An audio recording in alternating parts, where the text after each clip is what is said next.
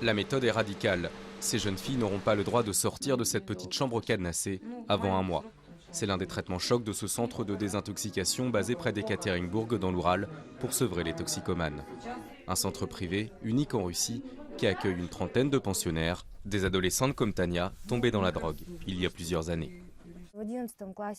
Quand j'étais en terminale, dans ma classe, tout le monde se piquait. Moi, j'ai commencé par sniffer. Mais mes amis me disaient que les injections, c'était mieux parce qu'on avait besoin d'une plus petite dose et ça faisait plus d'effet. C'est comme ça que j'ai commencé. Selon l'agence de contrôle des drogues, la Russie compterait 5 millions de toxicomanes. Les 15-30 ans seraient les plus touchés avec 100 000 morts par an. Des chiffres et un ravage largement sous-estimés par l'État selon le responsable de l'association Ville sans drogue et qui l'ont poussé à créer ce centre en 2000. Quand on disait aux autorités « Regardez, on vend de la drogue à chaque coin de rue et les enfants meurent », ils nous répondaient « C'est pareil partout dans le monde ». Alors nous avons montré comment s'y prendre.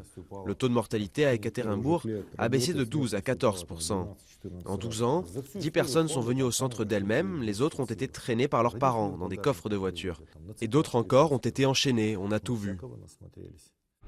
À Ekaterinbourg, ville de plus d'1 300 000 habitants, l'héroïne a peu à peu été détrônée par le crocodile, une drogue qui tient son nom des croûtes et des écailles noires qu'elle provoque sur la peau.